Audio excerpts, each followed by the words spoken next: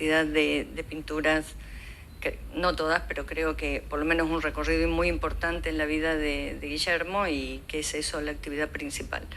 Y entonces yo pregunté si tenía que hablar de pintura, porque imagínense cuál sería el problema, y por suerte me aclararon que podía hablar de cualquier cosa, y pensé que iba a hablar de lo que me parece que nos preocupa, y entonces escribí estas palabras inolvidables, que es: la incertidumbre genera insomnio.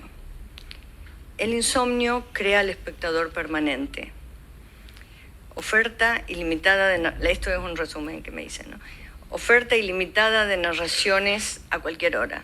A cualquier hora prendemos el teléfono y ya podemos estar entretenidos. Cualquiera sea el problema que tengamos, tengo que hablar más aquí, ¿no? Sí. Cualquiera sea el problema que tengamos, va a haber en el teléfono, en la computadora, vamos a poder ver entretenimientos por doquier, de calidad, de mala calidad, de lo que queramos. El trabajo de narrar, y lo otro que decía esta invitación, era el trabajo de narrar para una audiencia que sacrifica la vigilia para juntar lo necesario para la supervivencia. Esto es una experiencia cotidiana. Y que pulverizamos nuestras horas de descanso como espectador de lo que sea que elijamos como objeto de nuestras horas de insomnio. Esta idea de los indios insomnos, le he contado en muchas entrevistas y me da un poco de vergüenza repetirla, pero eso uno cree que todo el mundo está viendo sus charlas en YouTube. Y yo ya me di cuenta que no es así. Así que con total confianza la voy a repetir. Miren, cuando estábamos haciendo Sama, y un poco entre lo que no hice, que fue el Eternauta, y Sama, hubo un periodo ahí que fue muy magnífico, que yo hice un barco muy precario, pero hice un viaje en barco hasta Corrientes, fue mi gran aventura náutica, y ahí habíamos subido toda clase de expediciones de todos los siglos, de expediciones crónicas y expediciones en América, sobre todo las que tenían que ver con los ríos. Bueno, ya que estás en el río, leemos sobre el río. Y una de esas cosas que yo me había bajado de internet y las había impreso en un tamaño tipo, dividiendo una 4x4, que de ese tamaño, en una época en donde yo veía sin anteojos, en ese pequeño tamaño me había hecho un montón de expediciones, y las tenía ahí para ver cuando pudiera, para leer. Y ahí aparecieron un montón de cosas, una sale esta idea del indio insomne, y fíjense lo que es la injusticia y la ignorancia, que recuerdo la idea, pero no recuerdo el libro, ni quién lo escribió. Por eso, cuando lo cuento, siempre digo, si alguno de ustedes, más educado, tiene el dato de quién lo escribió, porque yo estoy entre el Dian Funes y una persona que le escribió a Juli y le dijo en internet que era quizás Chiesa de León, pero yo revisé Chiesa de León así buscando las palabras, y resulta que no está Indios Insomnes. Y no sé por qué sospecho que el Dian Funes mencionó esto, pero ¿qué es los Indios Insomnes? Miren, escuchen esto a ver si les suena. El que escribía, que no sabemos quién es, y que no sabemos si escribió esto exactamente a esta altura, pero yo lo recuerdo de esta manera. A cualquier hora que caminamos por las ciudades mineras de América, este relato era del siglo XVII más o menos, de América, no sé si ya decían tan fluidamente América, pero por las ciudades mineras, eran las ciudades mineras del norte de Chile y de Perú, y de Bolivia. A cualquier hora que uno camina por esas ciudades, puede encontrarse indios que caminan sin saber a dónde ir, mirando todo alrededor, sin poder conciliar el sueño, y caminan toda la noche a cualquier hora uno puede encontrarse con indios que están caminando en todas direcciones o deambulando sin poder conciliar el sueño. Y yo humildemente pienso que estamos en esa situación. No sé si ustedes son de las personas que duermen rápidamente y fácilmente. Es muy difícil ver un noticiero y conciliar el sueño. Es muy difícil escuchar un acto de prensa en Casa Rosada y conciliar sueño. Hay que tratar de no ver eso en horas de la noche, ¿no es cierto? ¿Cómo es que... ¿cómo dormimos ahora? No sé, ¿hay alguien en la sala que no duerma con su teléfono activado en alguna cosa que dice algo para que me pueda dormir y pone lo que sea que necesite para dormir? Yo confieso que pongo clases de matemáticas, de física, no sé ustedes, pero ¿hay alguien que no duerma con el teléfono prendido en la cama? Sinceramente me da ganas de felicitarlo, abrazarlo y decir hay un humano que se va a salvar. El sueño, el descanso, que es algo que exige nuestro cuerpo, se ha convertido en es inadecuado para el tiempo que estamos, porque 24/7 hay una oferta extraordinaria de cosas para ver, desde pavadas pavadísimas hasta cosas muy interesantes para hacer, para no dormir. Yo tuve una infancia donde mi papá lamentablemente dijo una infeliz frase que es: de lo que uno duerme no se acuerda. Y el sueño ha sido un problema siempre para mí. He terminado con un bastón, les digo, presten atención con el tema del sueño, si por ahí hay que darle más bolilla. Me anoté todo esto en este cuaderno porque ya estoy más bien en la zona, siempre lo digo, pastor evangélico. Porque miren lo que es el cuaderno. Digamos, es ahí o, no sé, algo del cristianismo. Y esa cita, esa idea de que, ¿por qué estos indios insomnes caminaban en la noche en la ciudad? Porque habían visto el mundo en el que creían, el que los organizaba, el que les decía qué hora había que hacer las cosas, las tareas, el que les permitía sobrevivir, colapsado, totalmente transformado. Sus horas de vigilia, sus mejores horas, transformadas en trabajo para otros.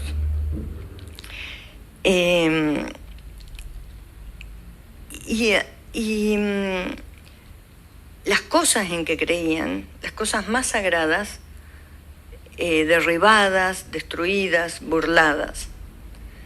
Y pienso que es un poco lo que nos está pasando. Y no digo solamente en este país, en este momento, en esta era. Estamos todos un poco así. Si escuchen, si esto nada que les suena a ninguno, por favor, no quiero ser la loca que no duerme y resulta que todos ustedes duermen bárbaro, ninguno tiene un problema, están todos felices. No, levante a alguien la mano si siente que estoy demasiado alejada de lo que sería la experiencia. ¿Cómo uno se acuerda de las cosas? Eso es raro. De la época esa, de esas todas fotocopias que leíamos digo porque Mariel Cheque estuvo involucrada en el proceso de construcción del guión de Sama, también leyó muchas de esas. Había una, se las cuento porque para que vean cómo es la memoria de útil a uno mismo. Hay una escena que un poco aparece en Sama, pero un poco en realidad no aparece, que es que hay unos indios pintados de rojo que salen... Esto no es una escena de Sama, es una cosa que leí que en Sama está levemente retratada, pero que era así. Unos indios pintados de rojo salen del follaje para interceptar a una columna de expedicionarios españoles que viene avanzando por ese lugar. Seguramente debe haber sido el Chaco, algún lugar con mucha vegetación. Y salen los indios pintados de rojo que ya sabían que eso generaba miedo y se enfrentan con unos negros que los ponían adelante porque ya sabían, también los otros, que los negros tan negros, tan retintos, su piel les daba miedo a los otros. Entonces se encuentran los disfrazados de rojo con los que eran negros y hay un gran susto general. Y fíjense qué raro esto, porque todas estas crónicas eran crónicas en español, qué sé yo. Yo recuerdo la frase "They are the devils", que por supuesto no está, digo, es la traición de la memoria. Muy favorable, en este caso, si uno tuviera que hacer una escena para una película yankee. Y digo esto de la memoria porque la memoria está llena de pequeños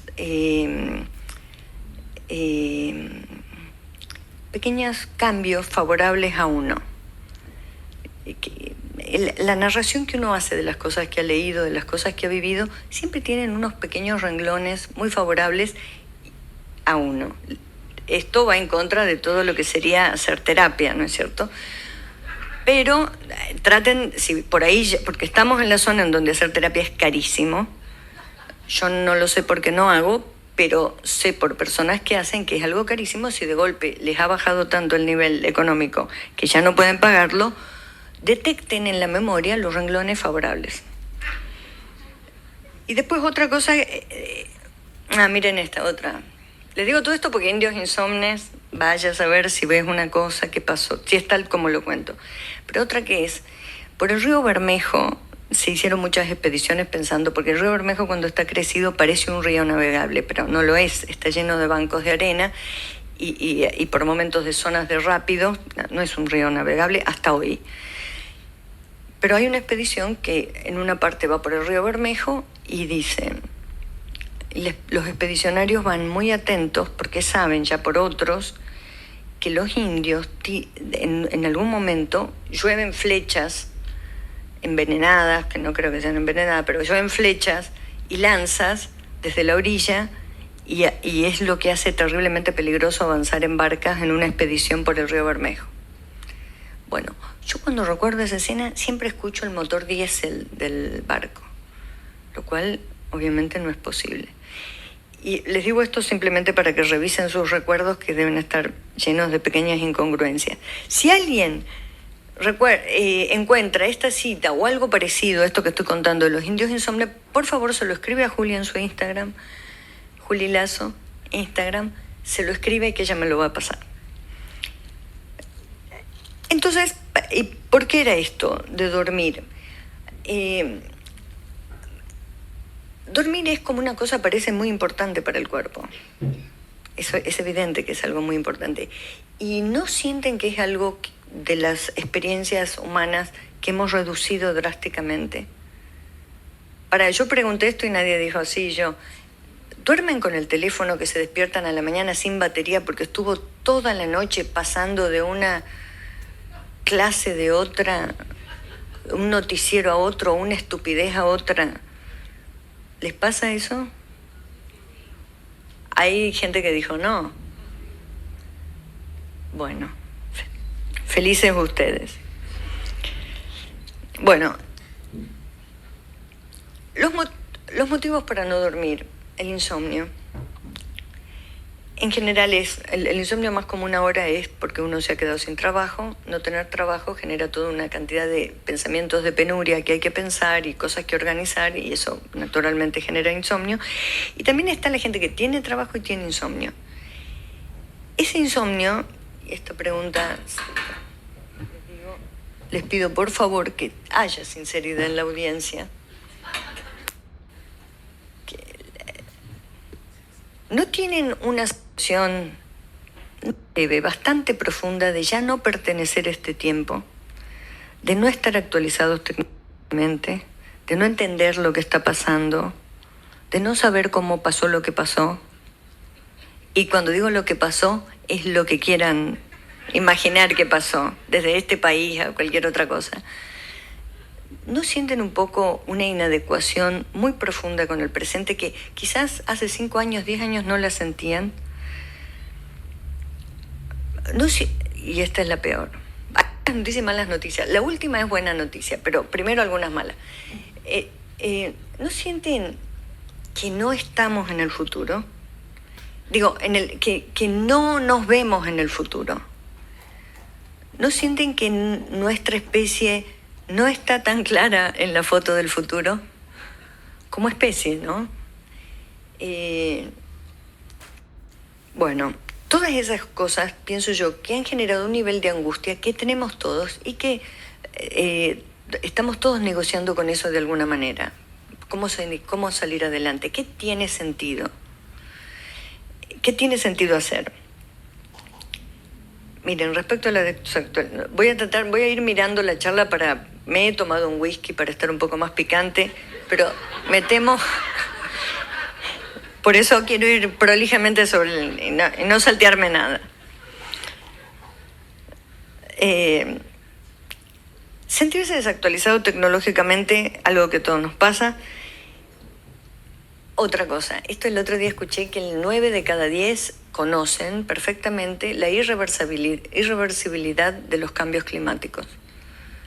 Que son, bueno, los glaciares se están derritiendo. Supongamos que paráramos hoy, como hicimos en la pandemia, y detuviéramos todo, el proceso va a seguir por, no sé si 200, 300 años. Es decir, para nuestro periodo biológico, lo irreversible ya está sucediendo. Los glaciares y las nieves polares se están descongelando, está subiendo el nivel del mar. Todo esto lo sabemos. Todo esto que voy a decir son obviedades que todos sabemos. Todos sabemos que hay una cantidad de basura que no es posible de manejar en el espacio físico del planeta. Todos sabemos que, bueno, no todos, pero muchos saben que el permafrost, que es esa tierra congelada, se está descongelando y que sale metano, que empeora las condiciones de ¿cómo se llama?, de recalentamiento del planeta. Los microplásticos, esto es muy importante. Hay especies en el fondo de las fosas marianas, o vaya a saber, los fondos más recónditos del mar, que está bastante inexplorado todavía, que han encontrado como unos bichos, no llamaría cangrejos, porque son unos bichillos que en su cerebro ya tienen microplásticos. Ellos ya nos conocían antes que nosotros lleguemos a conocerlos. En las fosas marianas, en especies que todavía no habían sido catalogadas, ya había microplásticos en su, no sé por qué, en el cerebro, pero lo que significa que nuestra cultura ha llegado a lugares que todavía nosotros no conocíamos. Ya están nuestros microplásticos ahí. Las cosas tristes se terminan pronto. Y otra, pues este es increíble.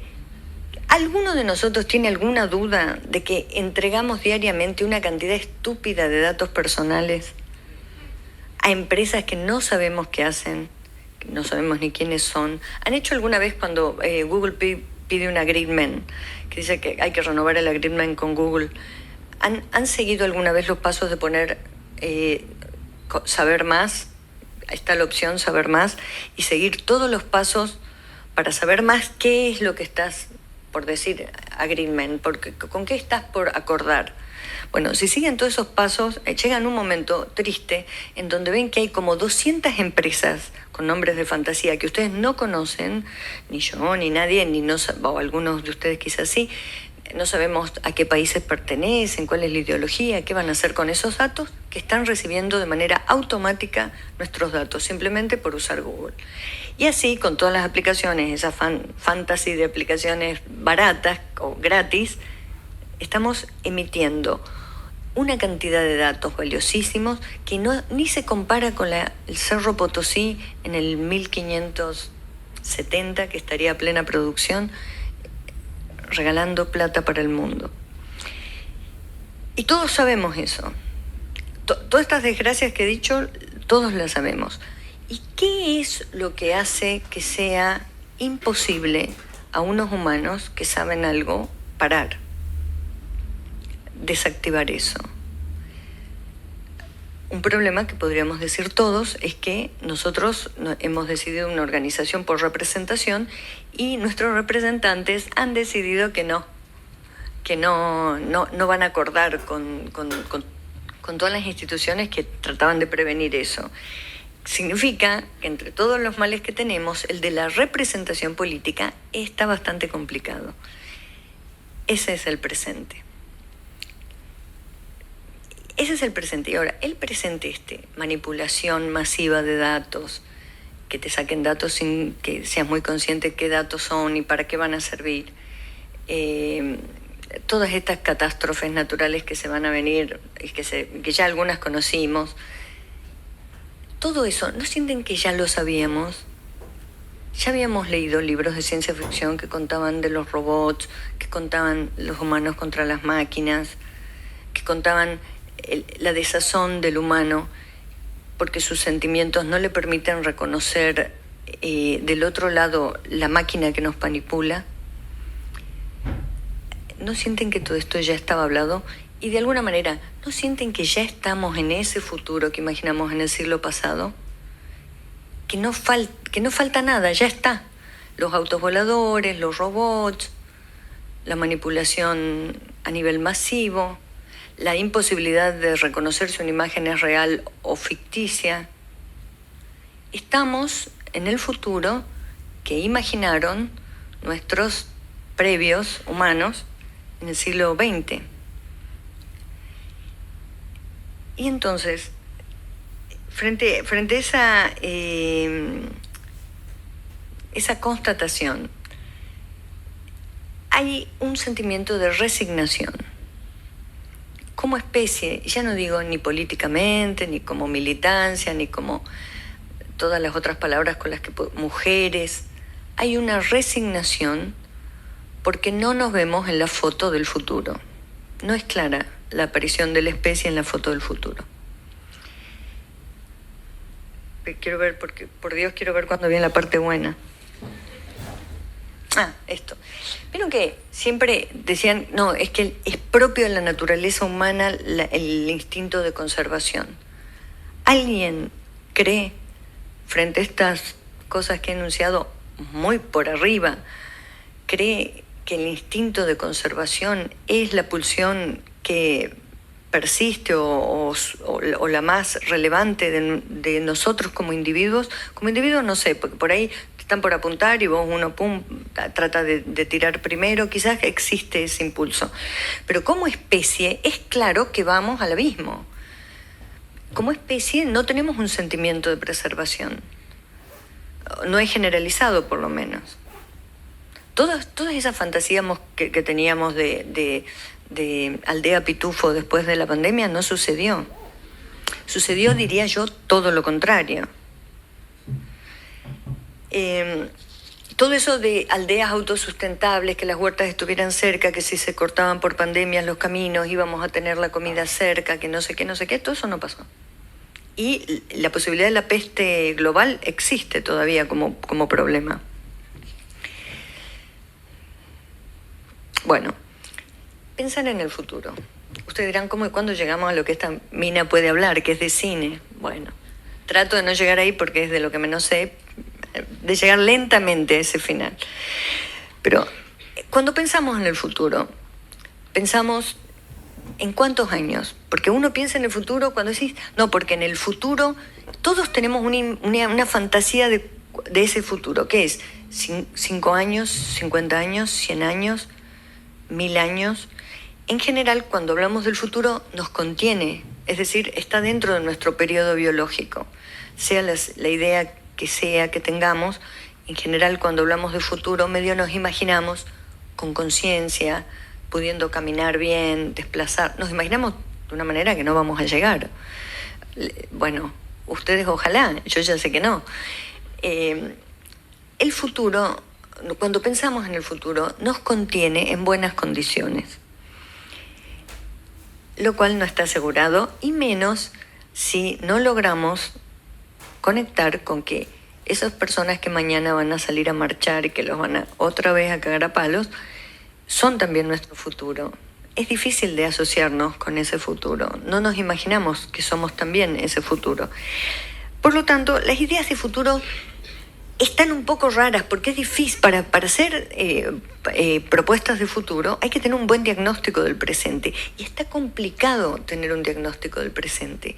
No está fácil. Yo no me he encontrado en los últimos tiempos y más de 2 años, en donde alguien me diga que tiene total claridad sobre su tiempo, que puede entender el tiempo en el que vive.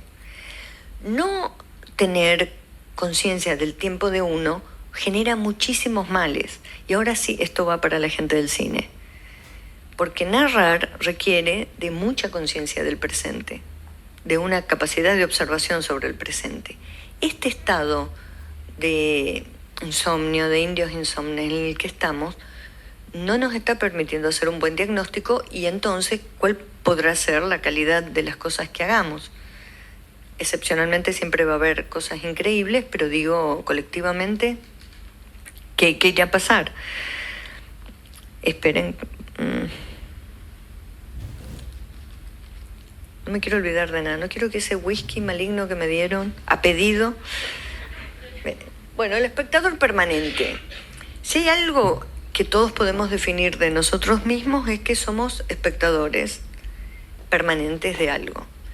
Con esa adicción horrorosa con la que me imagino que muchos deben estar luchando, yo también, de no estar mirando cada 5 minutos las noticias y conociendo uno a uno los palestinos asesinados, uno a uno los problemas en el mundo, la baja, la suba de no sé qué cosas de la economía que pensamos que entendemos, pero del todo no entendemos, pero baja, sube y un poco ya nos altera. Y todo ese mundo, toda esa disponibilidad narrativa, 24/7, 365, que es atroz, porque significa la anulación por completo de lo que antes organizaba en horas el día de un humano, ¿no? Las horas de la noche, las horas del día, las horas en que uno podía ver televisión, las horas en que uno... Esas horas son permanentes. A cualquier momento que uno se detenga, o en un taxi o qué sé yo, en cualquier lugar o en un colectivo, uno puede tener acceso a una cantidad de información en tiempo real, a veces atroz, a veces información que con un poco de sensibilidad es difícil volver a la casa de uno sin llorar un poco en algún lugar. Entonces, esas narrativas, yo para esta charla las he dividido en narrativas minúsculas y narrativas sin fin. Las narrativas minúsculas son... Yo veo TikTok. Yo no tengo redes, pero sí veo TikTok.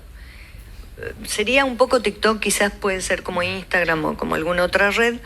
Serían las pequeñas narrativas que cuentan muy poquito, que no sabemos bien cómo llegamos ahí, porque el algoritmo nos propone primero algunas cosas en base a algo que cree de nosotros, que a mí a veces me parece que me desconoce por completo, porque me ofrece unas basuras terribles que sin duda no me interesan, pero bueno, los contenidos pagos rompen la estructura de algoritmo de la persona, eso se sabe, lo sabemos todos, ¿no? Todo lo que tenga una pequeña inversión va a romper la lógica de algoritmo que propone la persona cuando busca cuando se va definiendo como consumidor frente a las máquinas. Y las narrativas sin fin, no mayúsculas, sin fin, obviamente están en las plataformas, pero también está en YouTube, también están en otros sitios, ¿no? Pero las plataformas, digamos, básicamente, donde la oferta de cosas es muy difícil que en una noche uno recorra todo el catálogo de una plataforma y no encuentre algo que más o menos lo enganche. Y esa cosa que va a encontrar probablemente esté dividida en una serie de segmentos de media hora, 45, 2 horas, no sé, depende lo que hayan elegido ver, y pueden estar todo lo que dure el insomnio viendo cosas y más. La satisfacción absoluta que puede tener un insomne hoy, no sé si existió en otra época. No sé si cuando no había libros o las familias que no tenían libros, no sé cómo se combatía. Y el insomnio es muy perjudicial porque las personas que tienen trabajo y al otro día tienen que trabajar, para estar en condiciones para ese trabajo tienen que dormir. Bueno, afortunadamente existe la automedicación. Esas narrativas... y otra cosa más. todo esto porque el tiempo y el espacio son cosas determinantes de la narrativa. No estoy hablando de esto por hacerme la piola. Estoy hablando porque esto es el tiempo y es el espacio y es de lo que se trata el trabajo nuestro o de la gente de cine. Nuestro trabajo se lidia con esas dos categorías en todas sus versiones de definición filosófica que puedan haber. El tiempo. ¿No sienten que todo está tan... La desactualización que sentimos tecnológica, que un chico... he escuchado chicos de 25 años diciendo que están desactualizados tecnológicamente. O sea, no es nosotras, señoras mayores. No. La gente joven siente que pierde el track de actualización de la tecnología. No es tan fácil saber con qué inteligencias artificiales hay que lidiar para lograr determinados objetivos. No es tan sencillo, es muy difícil, hay que tener mucho tiempo para estar actualizado a la velocidad que está yendo la cosa. Y la velocidad, desde octubre, cuando fue noviembre del 2023, que saltó la primera interacción, digamos, uno a uno con inteligencia artificial, que fue cuando se inauguró este ChatGPT de OpenAI, desde esa fecha para acá, lo que vamos viendo es cómo esa tecnología aceleró la creación de infinidad de tecnología. Es prácticamente imposible. El tiempo ya no es el tiempo medido en acciones humanas o en, definiciones políticas. El tiempo es el tiempo de las máquinas y va a la velocidad de las máquinas. Y las máquinas es un tiempo que no es el nuestro, tiene que ver con el pasaje de energía por circuitos eléctricos, y eso es una velocidad, no digo de la luz, pero muy rápida. No hay forma de no dormirse chateando con ChatGPT. Yo ya he padecido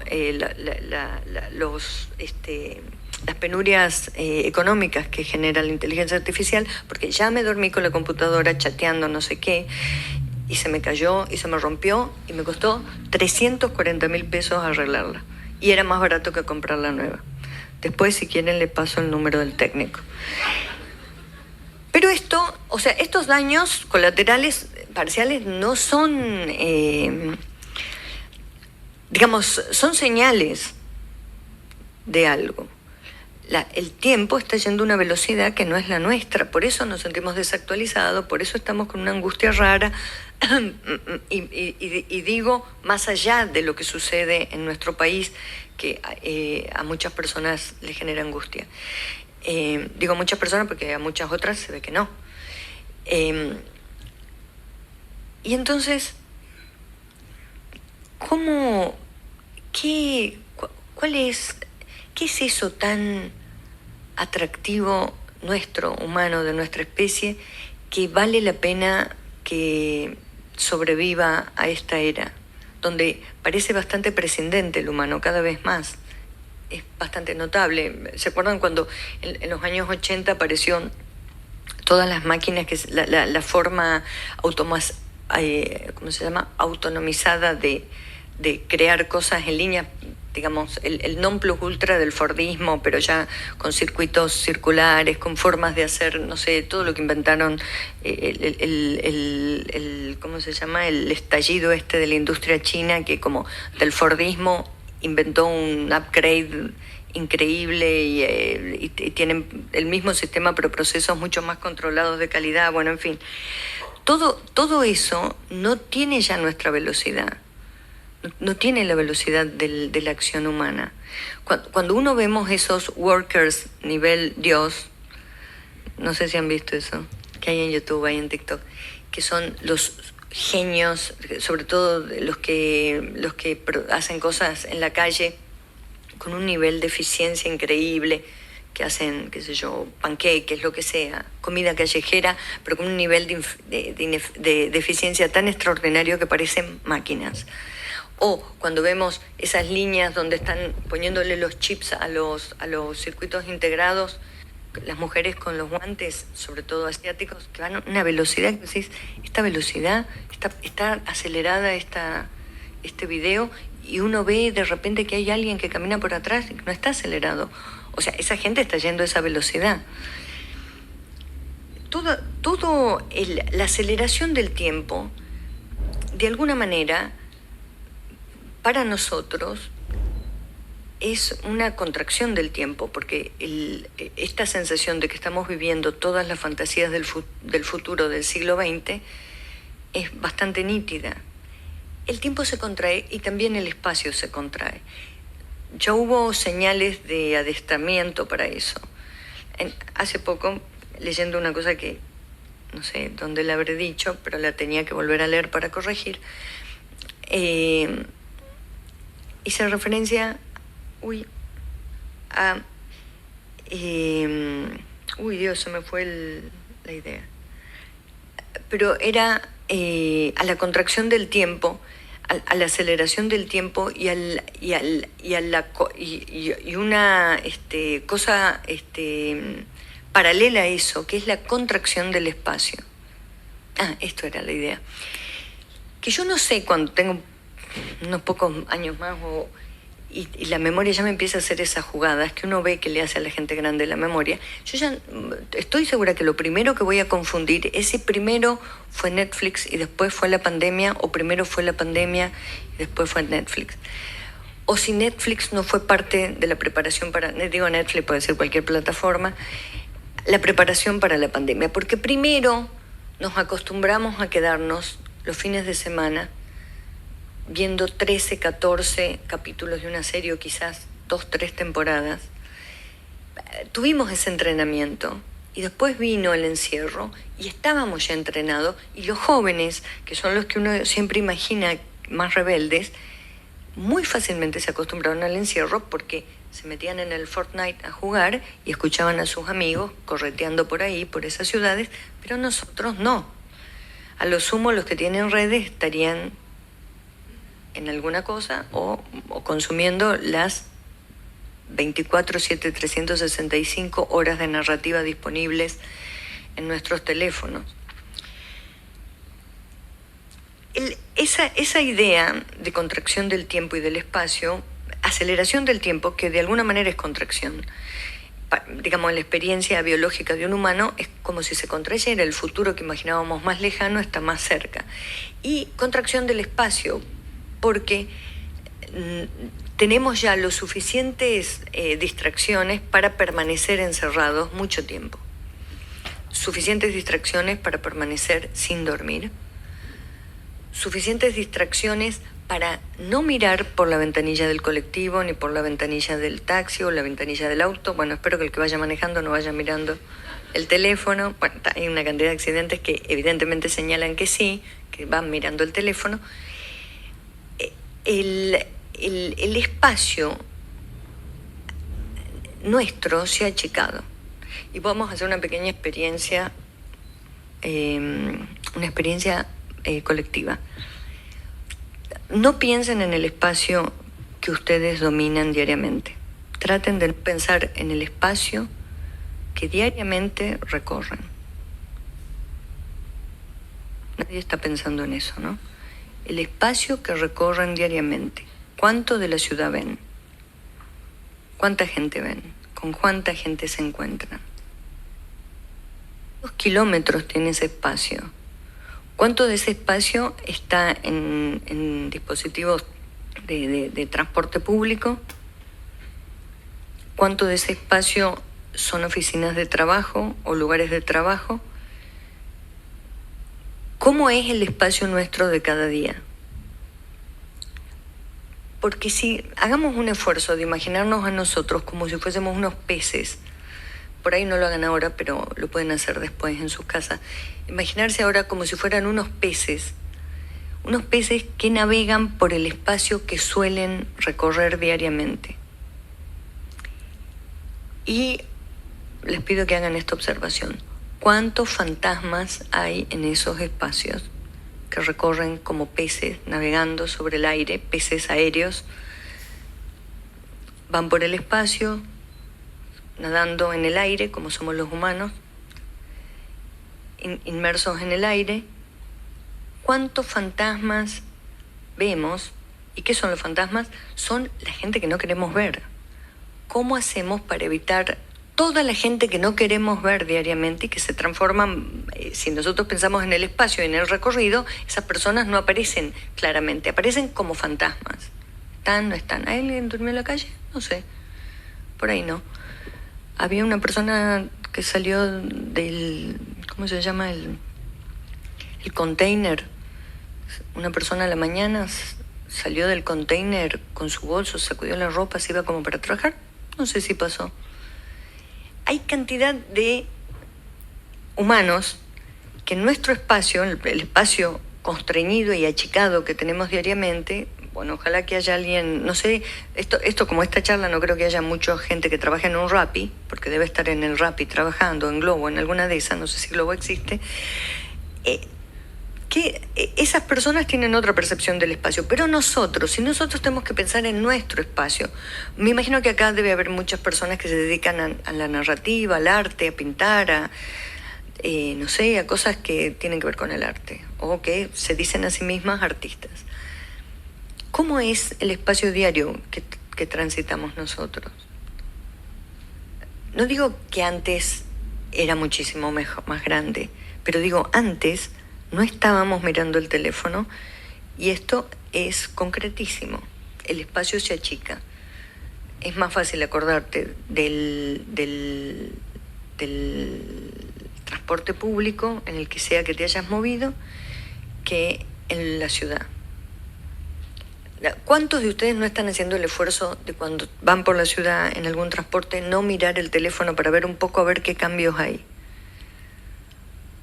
Porque yo me veo obligada a hacer eso.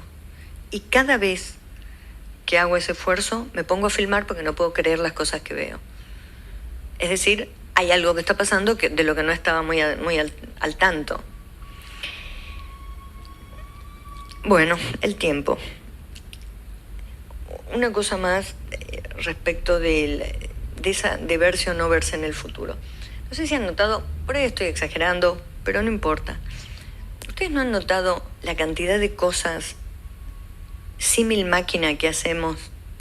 Por ejemplo, ¿han notado la cantidad de bailes donde se imita la percepción de un cuerpo moviéndose con luz estroboscópica?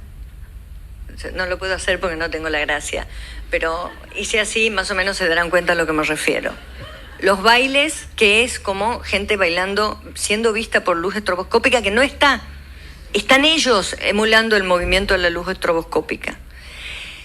Emulando algo que solo es posible con una máquina, el slow motion, la velocidad, Dios mío, me olvidé la palabra, la cámara lenta, o sea, por lo menos hay que tener una cámara. Cámara lenta en el baile. Nosotros nos hemos fascinado con las máquinas, al punto tal que en el baile, que es la expresión del cuerpo en el espacio, están estos datos.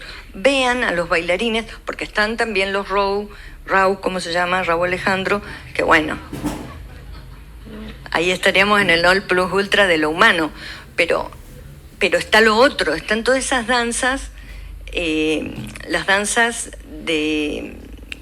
que tienen esta fascinación nuestra con lo que genera nuestro mismo cuerpo visto por las máquinas, la cámara lenta, el estrobo, anoté otro, este movimiento. Bueno, y los automatizados veloces de las líneas de alguna fábrica, de cualquier cosa que hay un humano haciendo algo rápido. Todo eso, para mí, toda esa fascinación un poco futurística, esa parte nuestra de futurismo, ese deseo loco de futuro, anunciado y descripto en la ciencia ficción, está hoy acá. Entonces, y no nos gusta, y no nos gustaba cuando lo leímos, que ese fuese el futuro, y pasó y tampoco nos gusta. Y entonces, si es que pertenecen a la raza de los indios insomnes, ¿qué vamos a hacer? ¿Qué vamos a hacer? ¿En qué se va a transformar el cine? Sin ahora ni siquiera una institución que funcione claramente. El Inca ni sé cómo funciona porque estoy terminando una película y todavía no me enteré de la actualidad del mundo, de qué está pasando, pero indudablemente se están haciendo infinidad menos de películas. ¿En qué queda la narrativa? Supongo que la industria editorial, la industria de la música, estamos todos más o menos en la misma. ¿Cómo es? ¿Nos resignamos a no estar en la foto del futuro? ¿Es así? ¿Es inevitable? Yo pienso, y esta es la parte buena de la charla, pienso que nos toca algo que da mucho trabajo y es muy cansador. Nos toca inventar el futuro próximo. Tenemos que inventar el futuro. Así como lo hizo Julio Verne, Philip Dick, toda esa gente que nos abrió los ojos, no mucho se ve porque estamos en esa. Tenemos que inventar un futuro, y yo lo que les propongo, inventemos un futuro que nos guste. Tratemos de inventar un futuro que no sea solo el apocalipsis, de la proyección de la tecnología hacia el futuro. Tratemos de imaginar, inventar, y les digo, esto es urgente. Si alguien no sabe y no sé bien qué hacer, sepan que tienen que inventar el futuro ya. No sé lo que hagan. Están haciendo música, inventen el futuro. Están haciendo educación, inventen la educación. Estamos haciendo cine, inventen el cine. Hay que inventar de cero. Y no tan de cero, por suerte. Pero hay que inventar de nuevo. Yo les traje algunas ideas, por si hay alguien de educación, traje algunas ideas. Pero es la narrativa, es evidente que el trabajo que nos toca, toma el que lo tome. Digamos, yo acepté no resignarme a no estar en el futuro, como sea, con el dispositivo de Walking Assistant que sea necesario, pienso estar en el futuro. Y les sugiero que se piensen a sí mismos en el futuro y que para eso necesitamos hacer mucho trabajo, sobre todo nosotros, los que somos la gente privilegiada que hace 2 estupideces y sale en el diario. Porque hay mucha gente que hace un bypass, hace un no sé qué, hace cosas realmente increíbles y no sale en el diario nunca. Esa gente que se llaman los artistas, que tenemos como una especie de cosa, yo a mí misma no me considero trabajadora, pero sé que automáticamente tengo también ese sello puesto. Tenemos la responsabilidad de inventar el futuro. No podemos ponernos a llorar porque ay, no tenemos esto, no se nos cayó lo otro. No podemos llorar al llorerío. Hay que inventar. Y hay que tener la audacia, el esfuerzo y el estado físico para inventar. Por eso les digo que esto del insomnio lo tengan en cuenta porque de una manera u otra hay que descansar. La narrativa, el trabajo que yo hago lo describiría como narrativa audiovisual y es fundamental que alguien invente una palabra para la narrativa audiovisual que no sea narrativa audiovisual porque es larguísima. Hace falta una palabra que no sea cine, que no sea televisión, que no sea series, una palabra que englobe el trabajo de trabajar con imágenes y sonido. Necesitamos una palabra.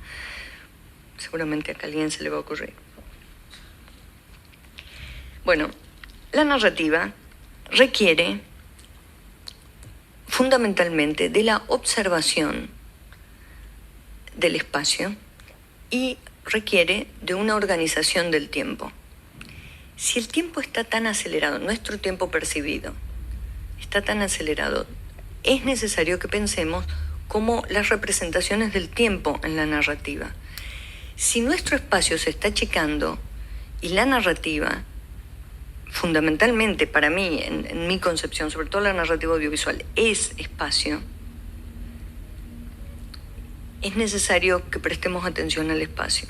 Los fantasmas, que está llena la ciudad y llena nuestras vidas, porque el fantasma a veces uno llega a su casa y es su pareja el fantasma. Que medio tratas de no cruzártelo, no es mi caso, espero que me... Julieta, si estás por acá, creo que no llegó todavía.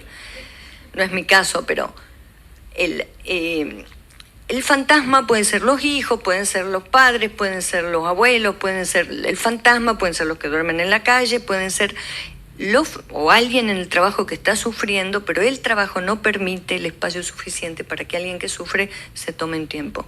Porque no hay, porque ya somos pobres. Eso es otra cosa interesante de los indios insomnes.